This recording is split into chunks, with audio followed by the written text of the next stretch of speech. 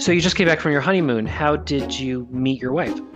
We met in the dark days of COVID. I was on the apps and she was on the apps because you weren't going to go out to the local bar. She was in residency in Hartford, Connecticut, and we just happened to match. And she's doing her fellowship in Albany. And so very fortuitously, we're able to live together now and got married last year. And when we first met off the apps, the first line that I lead with is that I've had 6 books published, which is a Oh, so good. yeah, it's a good one, right? Because one book, you're probably up no money, but 6, now it sounds like success. 6 is success. Yeah. And that's John Grisham. I think I've had more than Malcolm Gladwell if I get talk to him. Another local. Yeah. But so I led with that. And my most recent book was the Back to the Land book. And I don't think she'd read it. She thinks she probably just skimmed it because it has tons of like pretty pictures. But her first time visiting me in Hudson, we were walking around somewhere and she pointed to some wildflowers. She said, "What are these wildflowers?" I'm like, "I don't know. Why would I know?" She's like, "Didn't you write a book about the outdoors?" I'm like, "Yeah, from the perspective of a Cidiot, basically. From the perspective of somebody who's not who wasn't born and raised in the outdoors." Yeah, this is because we know doesn't mean we know. She's, "Oh, you're just a fraud." And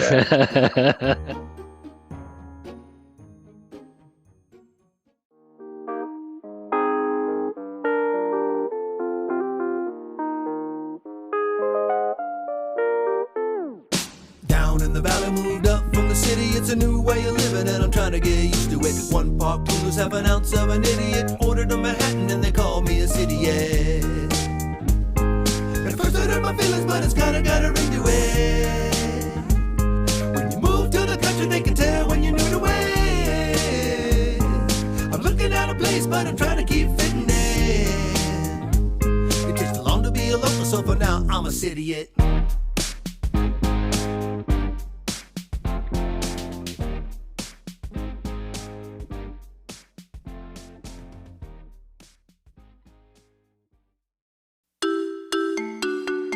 I'm Matt Zucker, and this is Cidiot, learning to live and love life in the Hudson Valley and work. This episode, I talked to Freddy Pikovsky, who runs Barnfox, the co-working community with locations in Hudson, Kingston, Poughkeepsie, and Livingston Manor. I just started working out of the Hudson location several days a week, and I'm really liking it. I like getting someone's backstory because, as you'll hear, it's not just Freddy's entrepreneurialism or love of the outdoors and life as a digital nomad and author of several books, but also his sense for hospitality that has shaped what Barnfox has become. I have an ever-evolving relationship with where exactly I work during the day. Most of my career, I've worked in a busy office, either shared or my own, feeding off the energy and collaboration that you get from it. Working from home was a special treat until the pandemic, when it became a requirement. I actually liked it a lot, and with my own studio in a separate building, it was a convenient luxury. But I also like moving around, working out of hotel lobbies, a cafe, a picnic table in a park, or my favorite, at a table under an umbrella on our deck. Over time, though, working at home got a bit boring for me, so I started to try co-working places just to be around people, and also, I found it gave me a bit more focus. Now the pandemic has faded from view, and I'm back in the New York office every other week for a few days, and when I'm not there, I needed a new solution. I could rent my own office in the village, but would I really want to go every day? Or better yet, I found co-working, like Co in Rhinebeck and Barnfox in Hudson. The urgency sped up. As you'll hear, we're giving up the house and my studio, so I really do need a place to go during the day. More on that in episodes to come. So this is about Barnfox and Freddy's story. And if you're interested in trying it yourself, Freddy's got a free day pass offer for Cidiot listeners.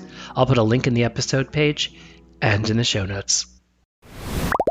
Hi, Freddy. Hi, Matt. Thanks for coming on Cidiot. Thanks for having me, man. You're like my landlord now, but we'll get to that later when we talk about Barnfox. I'm a flexible community manager / landlord. All right, so maybe let's talk about your connection with upstate and the Hudson Valley. Like, how did you get here? Like many folks, at some point or another, after spending a lot of time grinding out in the city, I started dreaming of spending more time in greener pastures and being around farm fresh food and just visions of cabins and scrolling through my Instagram feed and seeing a whole different lifestyle. I started getting curious about spending time outside of the city. My first venture out was out in the Western Catskills. My friend and I thought it would be feasible for us to buy property somewhere within 2 hours of New York City. And we started looking for land, and we landed originally in the town of Livingston Manor in the Western Catskills. Nice. And within a few months, bought a little plot of land in Livingston Manor. And that was like my initial, You bought empty land without a house, just land? we didn't know anything about anything when it came to land. So we bought just a raw piece of land. I don't think there was no water. I think there might have been some connection to electricity, but my friend who is a carpenter, I trust that he would figure all that stuff out. Was there any kind of plan like to? Yeah, our plan was to build a cabin and take it from there. That was the initial goal. So so Livingston Manor, Western Catskills, it was essentially within 2 hours of New York City. This little 5-acre plot of land fit within our budget, and we just felt exciting to just have our own little a little parcel in upstate, and started spending our weekends upstate until became more full time. So there is a cabin, so it worked out.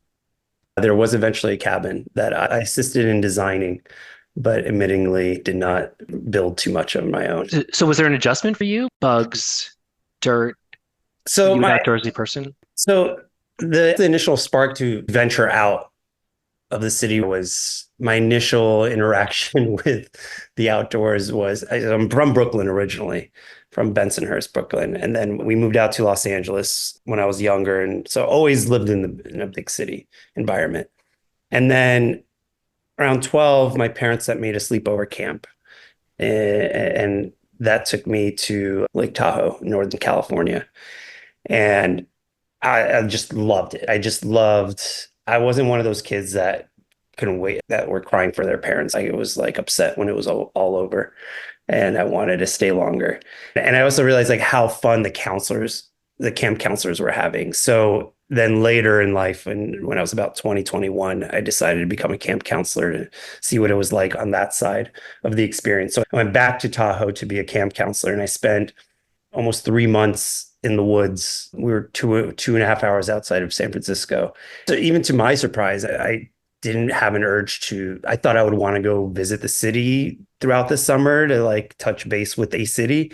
And to my surprise, I was perfectly fine just being out in the woods for 3 months. I had my car and we had certain conveniences and things like that, but I loved that time, and I spent it. So I came back and did the camp counseling thing for a second summer, and buying that parcel of land in Livingston Manor felt like I can just have that piece of that lifestyle back again, and having a cabin and just spending weekends being out in the woods sounded great. So how did you make the transition between just having weekends in the cabin in the woods and being full time? it started with this plot of land that I bought with my friend and built a little cabin. And then it went to how can we make this a little bit more of a full-time thing? How could I incorporate making a living outside of the city? I started a co-working space in Brooklyn and Dumbo very early on in the excitement of co-working, which was 2010, 2011. Yep. And it did really well. And then I sold it because I had two companies at once, and the co-working business was not the priority at the moment, though looking back, it could have been a golden ticket.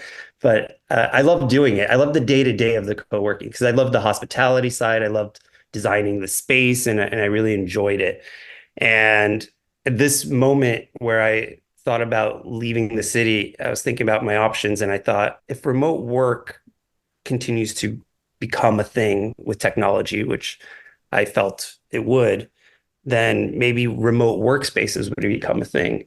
Because obviously there were so many in the city, it would make no sense to start one in 2017. Mm-hmm. But to start something like that, a destination that in nature, in a place outside of the city where people can feel more replenished and relaxed and just get away from everything. If there were more people that were capable of working from their laptops and things like that, and things like Zoom would make it possible for more people to work remotely, then there would be a market for remote workspaces. So that idea started to form around 2017 to 2018, around the time we bought this plot of land in Livingston Manor. And we used the cabin that we built as this concept of we could build a bigger version of this, like a barn version of this, where people can sit amongst the trees in peace and tranquility and still get work done and make a living. But then, then when they're done working, they can go for a swim in the lake and go. Oh, cool concept. Yeah. That was, yeah, so that was the original concept, and it grew from there. So what was first? Which location was first? Because you've got a couple locations. So this all started with the property in Livingston Manor, and there is a hospitality group in the area that we spoke to and convinced, like, hey, if you could help us build, this would potentially drive more midweek folks upstate, and they like that idea, so they help fund the idea, and the idea changed a bit. It went from more of an offsite retreat property to, which would have been a bigger investment, to let's see if a social co-working type space on the main street of these destination towns would make sense as a proof of concept. And we got a budget to build a few of them because we felt like it would make sense to have this idea of having a membership that gave you access to travel around and experience different upstate destinations. So it just so happened that I thought Livingston Manor is pretty remote and hard to get to and under the radar. So we thought it would make more sense to have our first location in a place that was a little bit more known and accessible. So we ended up opening the first location in Hudson. And we got our lease November 2019, and we opened February 2020. And 2 weeks later, Just in time. We were all quarantined at home. Incredible.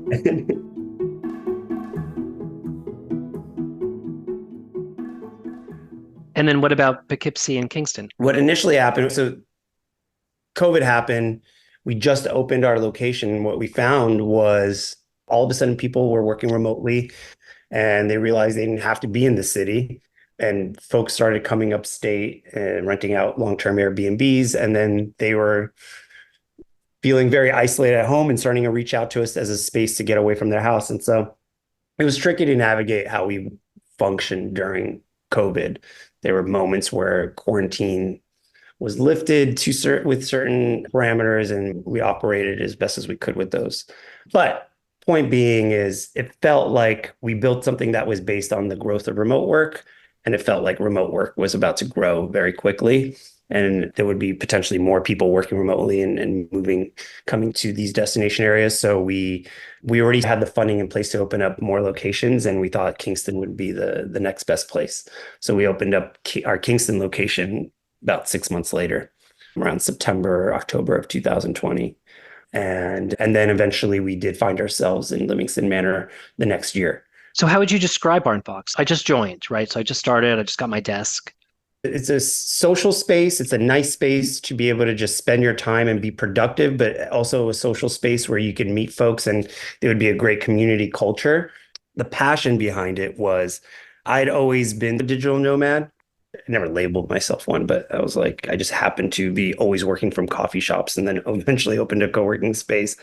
In my previous life, I had a travel media company. I was obsessed with and passionate about the idea of people should explore the world, not as a luxury, but as a necessity.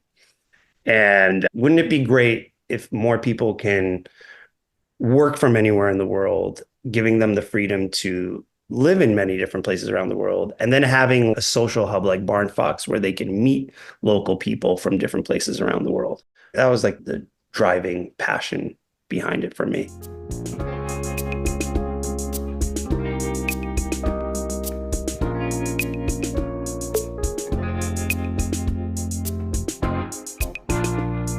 The two biggest reasons people join Barnfox is either because they need to get out of their house to meet people and socialize people and have a place to go to work that's not their couch or their living room, or it's folks that need a place to go to get away from their partner, their baby, their pets. And you don't need to do that every single day. So it's super flexible. There's different ways that we provide access to Barnfox that fits different needs and lifestyles. Yeah, at first I just did a bulk ticket of a bunch of days. Yeah. And then I only recently converted to a permanent desk. What's satisfying me from a business perspective is like the folks that are joining recently are more here to stay now, which is cool. Yeah. So what's next? Are there going to be more Barnfoxes? Barnfox Chatham, Barnfox Pine Plains, Barnfox Woodstock. We'll see. So we did open Poughkeepsie, was the most recent one about 6 months ago.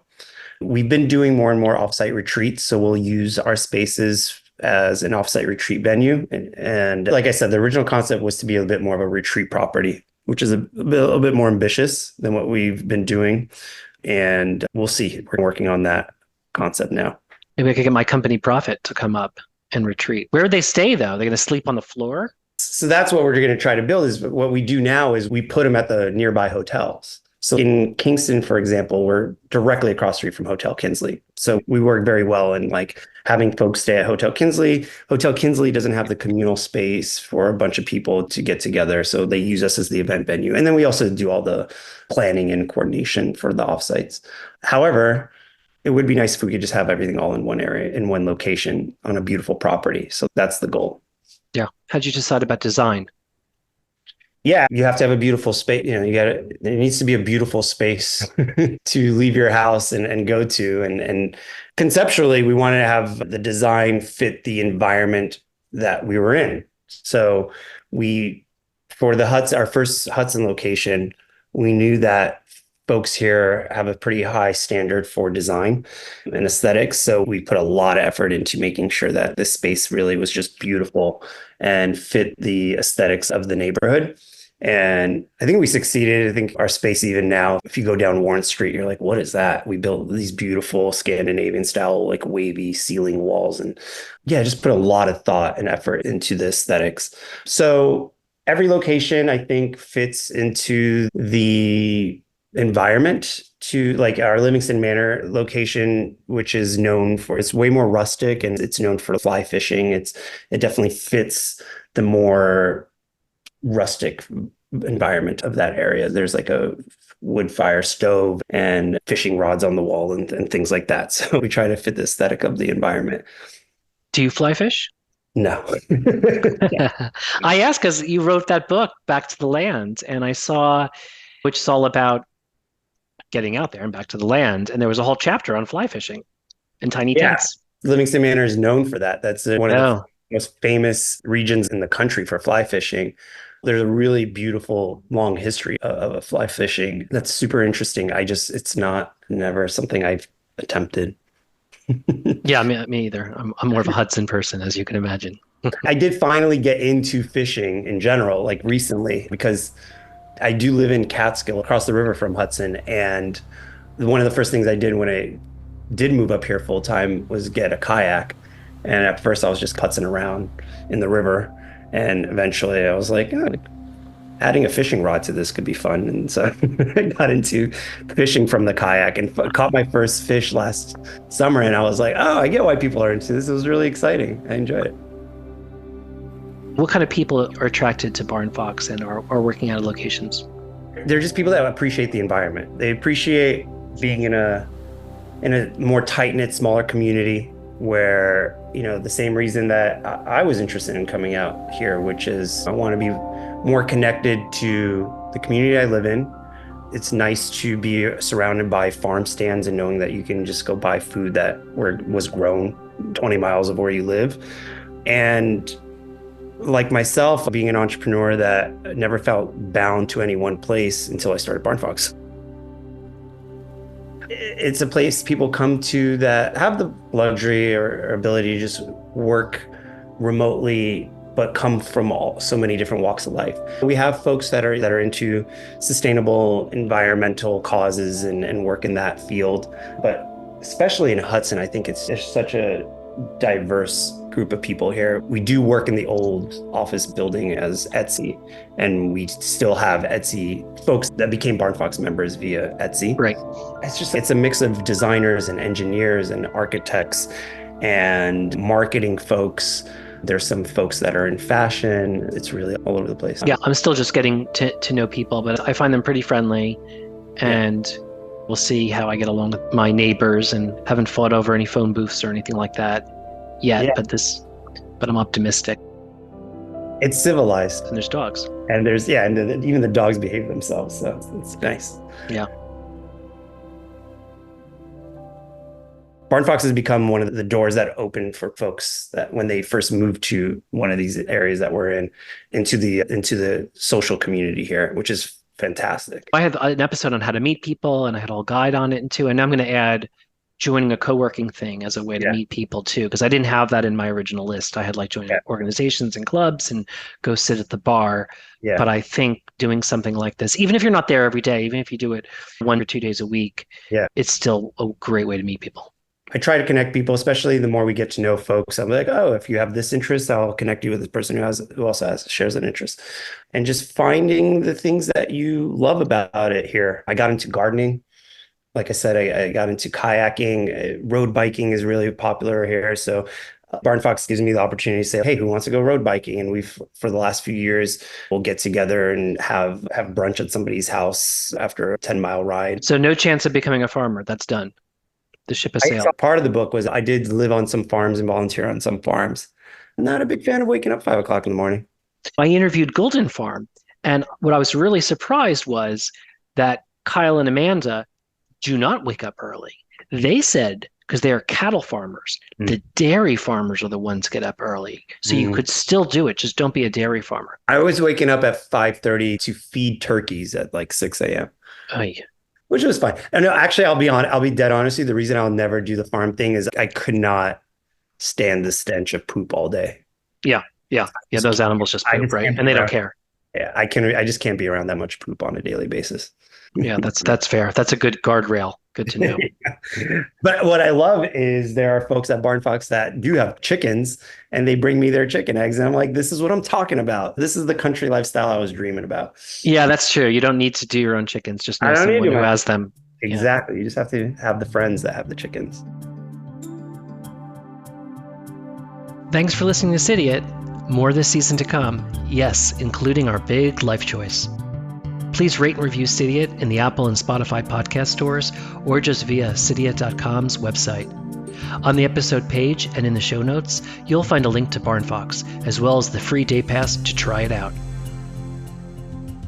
I'm Matt Zucker, still from the Hudson Valley, though a bit more in motion than usual. Come visit.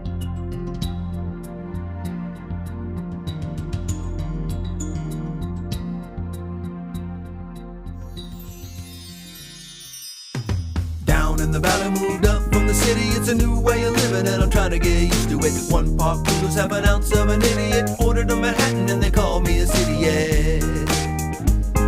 At first I hurt my feelings, but it's kinda got a ring to it. When you move to the country, they can tell when you're new to it. I'm looking at a place, but I'm trying to keep fitting in. It takes too long to be a local, so for now I'm a Cidiot.